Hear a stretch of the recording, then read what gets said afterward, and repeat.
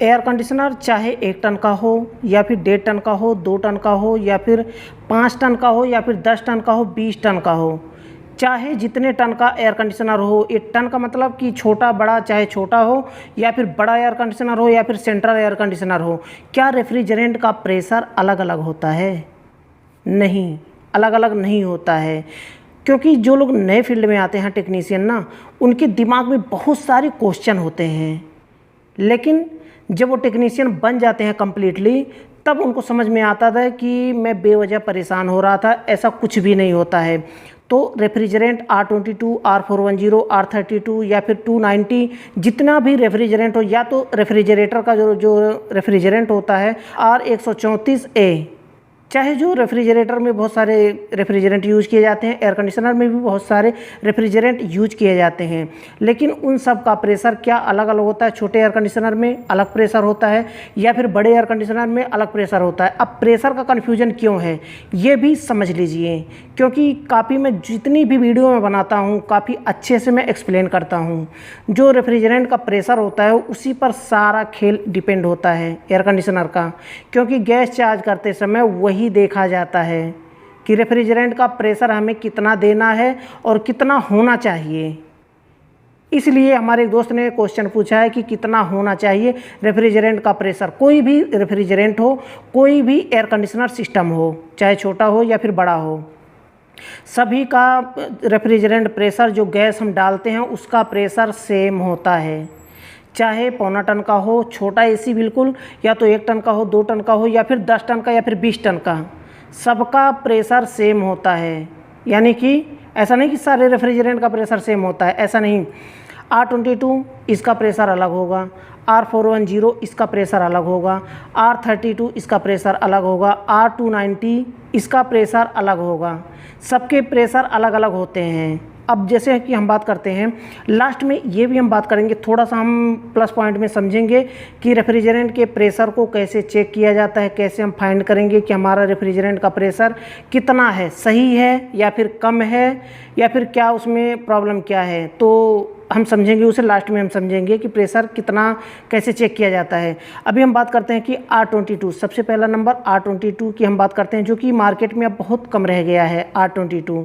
अभी नया air conditioner में, जितना भी नया एयर कंडीशनर सिस्टम आ रहा है उसमें जितने भी रेफ्रिजरेंट यूज किए जा रहे हैं वो सभी नए रेफ्रिजरेंट यूज किए जा रहे हैं। यानी कि क्योंकि इन्वर्टर टेक्नोलॉजी आ गया है मार्केट में, R410, R32 यूज किया जाता है ज़्यादातर, क्योंकि R22 इसमें क्या होता है कि इसका प्रेशर जो है ना, इसका ये वोल्टेज ज़्यादा कंज्यूम करता है, इसलिए R22 को बहुत कम कर दिया गया है। जितने पुराने रेफ्रिजरेंट एयर कंडीशनर हैं उसमें R22 यूज किया जाता है। जितने भी नए मार्केट में एयर कंडीशनर आ रहे हैं कम वोल्टेज कंज्यूम करने वाले, उसमें सभी रेफ्रिजरेंट R410, R92, R290 या फिर R32 का यूज किया जाता है। तो R22 की हम बात करते हैं पहले, उसका रेफ्रिजरेंट का प्रेशर 60 से 70 PSI के बीच में होना चाहिए, 60 से 70 के बीच में। अब देखिए 60 से 70 मैं क्यों कह रहा हूँ, इसे भी समझ लीजिए, इसे भी मैं एक्सप्लेन कर देता हूँ। अभी जो एक रेफ्रिजरेंट में बताऊंगा, सभी रेफ्रिजरेंट को इस तरह से एक्सप्लेन नहीं करूंगा, क्योंकि एक में अगर आप समझ जाते हैं ना तो आप सभी रेफ्रिजरेंट को समझ पाएंगे। R22 की बात करते हैं।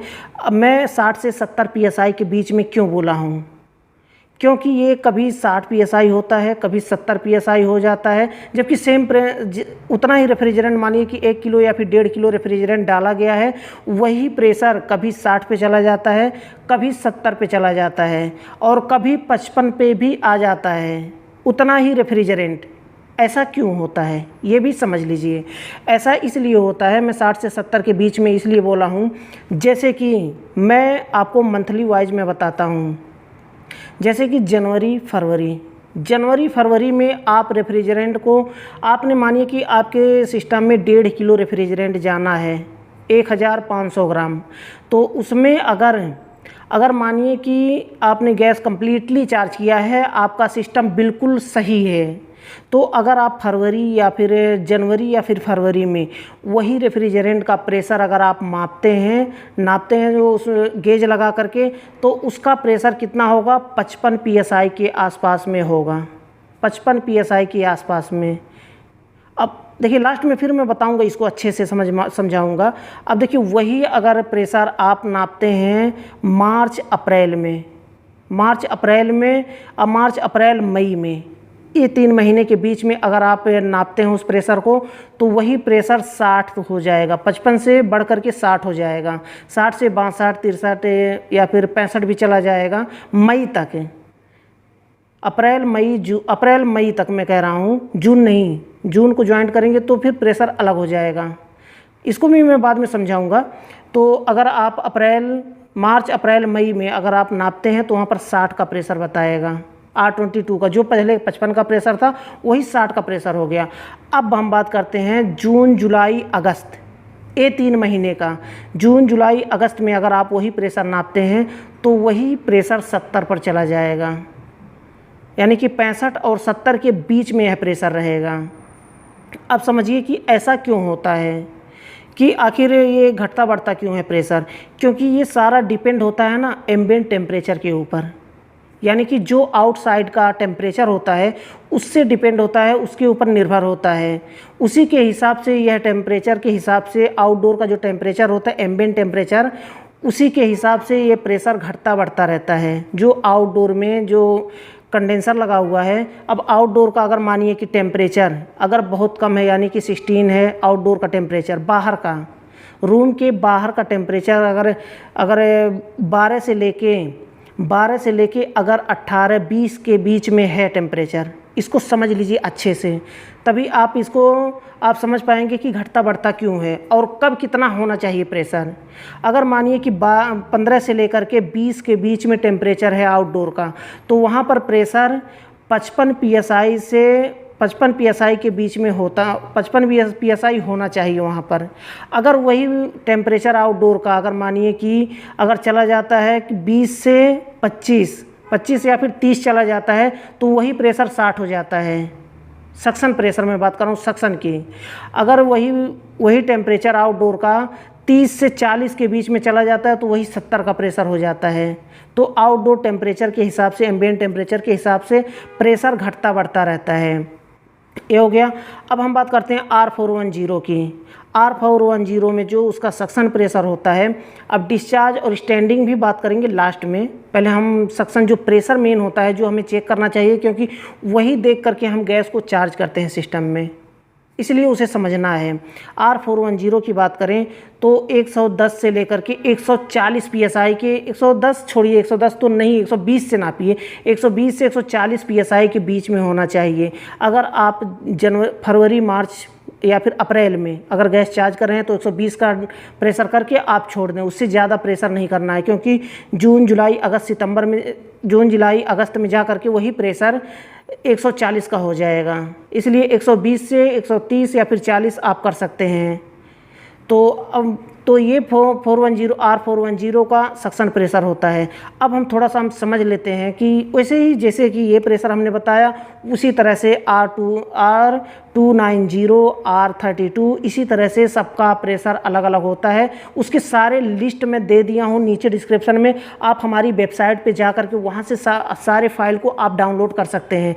वहाँ पर सारे मैं नीचे लिंक दे दूँगा हूँ, वहाँ से आप क्लिक करेंगे, डायरेक्ट आप हमारी वेबसाइट पे लैंड हो जाएंगे, वहाँ से आप डाउनलोड कर सकते हैं। जितने भी सारे रेफ्रिजरेंट यूज किए जाते हैं पूरे वर्ल्ड में, जितने सारे रेफ्रिजरेंट यूज किए जाते हैं, उस सब का मैं फाइल बना करके रख दिया हूँ, आप वहाँ से आप डाउनलोड कर सकते हैं हमारी वेबसाइट से। तो अब हम बात करते हैं कि अगर आप उसका डिस्चार्ज प्रेशर और स्टैंडिंग प्रेशर नापना चाहते हैं और सक्शन प्रेशर नापना चाहते हैं, तो एयर कंडीशनर का पोजीशन क्या होना चाहिए ये भी समझ लीजिए। नहीं तो आप नाप रहे हो स्टैंडिंग प्रेशर, आप समझ रहे हो कि मैं सक्शन प्रेशर माप रहा हूँ, लेकिन नहीं, कैसे नापना है इसका भी एक तरीका होता है। कैसे नापना है, जैसे कि मानिए कि एयर कंडीशनर आप स्टार्टिंग पोजीशन में है, यानी कि रनिंग पोजीशन में है, एयर कंडीशनर चल रहा है, तो आपको जो एक पतला पाइप होता है, एक मोटा पाइप होता है, आप देख सकते हैं इमेज में, ये मोटा पाइप, एक पतला पाइप। जो पतला पाइप होता है वो डिस्चार्ज लाइन, लिक्विड लाइन कहलाता है, और जो मोटा पाइप होता है उसे सक्शन लाइन कहते हैं। सक्शन लाइन वही बैक प्रेशर के भी नाम से उसी को जानते हैं। तो जो सक्शन लाइन होता है मोटा वाला पाइप, उसी में हमें, अगर आप R410 कर रहे हैं तो आपको हाई प्रेशर गेज यूज करना है। अगर आप R22 आप चेक कर रहे हैं तो आप लो प्रेशर गेज में भी चेक कर सकते हैं, कोई दिक्कत नहीं है। तो प्रेशर गेज को आप लगाना है। उसके बाद रनिंग पोजीशन में अब जितना उसमें प्रेशर बता रहा है, आपका सुई जहाँ पर जा कर के रुक रहा है वही उसका सक्शन प्रेशर होता है, वही उसका बैक प्रेशर होता है। उसी को देख करके हमें गैस चार्ज करना होता है। ये तो क्लियर हो गया। अब हमें अगर मानिए कि स्टैंडिंग प्रेशर नापना है कि हमारे सिस्टम का स्टैंडिंग प्रेशर क्या है, तो अगर आप एयर कंडीशनर को बंद कर देते हैं और सक्शन लाइन में ही गेज को लगाते हैं, गेज की लाइन को लगाते हैं, तो वहाँ पर जो प्रेशर बताएगा सिस्टम रुका हुआ हो, यानी कि रेफ्रिजरेंट अपनी अपनी जगह रुका हुआ है। आउटडोर का रेफ्रिजरेंट आउटडोर में, इंडोर का रेफ्रिजरेंट इंडोर में, और जो पाइपलाइन का जो रेफ्रिजरेंट है वो पाइप में रुका हुआ हो। उस समय अगर आप गेज लगाते हैं, गेज का लाइन लगाते हैं, जो प्रेशर बताएगा वो स्टैंडिंग प्रेशर कहलाता है। डिस्चार्ज प्रेशर नापने के लिए आपको सारे सिस्टम में डिस्चार्ज प्रेशर नहीं नाप सकते, जिसमें आप देख सकते हैं किसी किसी एयर कंडीशनर में डिस्चार्ज लाइन में, लिक्विड लाइन में ये वाल लगा होता है, चार्जिंग वाल। अगर इसमें लगा है जिस सिस्टम में, उसी में आप नाप सकते हैं डिस्चार्ज प्रेशर। अगर जिसमें नहीं लगा है उसमें आप डिस्चार्ज प्रेशर नहीं नाप सकते। तो डिस्चार्ज प्रेशर नापने के लिए एयर कंडीशनर चल रहा होता है, एयर कंडीशनर रनिंग पोजीशन में होता है, उस समय आप गेज को लगाएंगे। अगर आप वहाँ पर हाई प्रेशर गेज का यूज करना है हमेशा, चाहे R22 हो या फिर R410 हो। कम से कम गेज में 500 PSI का उसमें डेटा होना चाहिए, यानी कि सुई उसकी जो जहाँ तक जाती है लास्ट में 500 PSI तक होना चाहिए, तभी आप डिस्चार्ज प्रेशर नाप सकते हैं। तो डिस्चार्ज प्रेशर नापने के लिए लिक्विड लाइन में के चार्जिंग लाइन में वहाँ पर लगाएंगे। अब जो प्रेशर वहाँ पर बताएगा उसे डिस्चार्ज प्रेशर कहते हैं।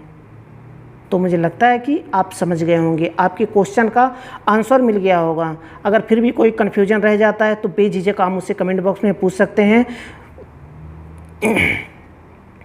मैं उसका जवाब जल्द से जल्द देने की कोशिश करूंगा। तो अगर वीडियो पसंद आया तो वीडियो को लाइक ज़रूर कर दें। लास्ट में बताना चाहूँगा, चैनल को सब्सक्राइब नहीं किया है तो चैनल को सब्सक्राइब कर लें और बेल आइकन को प्रेस करके ऑल पर क्लिक कर लें, ताकि जितने भी वीडियो मैं बनाऊँ आपको सबसे पहले नोटिफिकेशन मिल पाए और वीडियो को देख पाएँ सबसे पहले। अगर आप हमारी वीडियो को फेसबुक पर देख रहे हैं तो फेसबुक पेज को फॉलो कर लें, ताकि ऐसे ही वीडियो आपको पहले नोटिफिकेशन मिल पाए और वीडियो देख पाएँ। क्योंकि कुछ लोग हमारे यूट्यूब पर हमारे वीडियो को देखते हैं, कुछ लोग हमारे वीडियो को फेसबुक पर देखते हैं। तो जहाँ जिस प्लेटफॉर्म पर आपको मिल जाए वहाँ पर देख लीजिए, कोई दिक्कत नहीं है। तो आज के लिए बस इतना ही था। अगली वीडियो में फिर जल्दी ही मिलते हैं एक नए टॉपिक के साथ।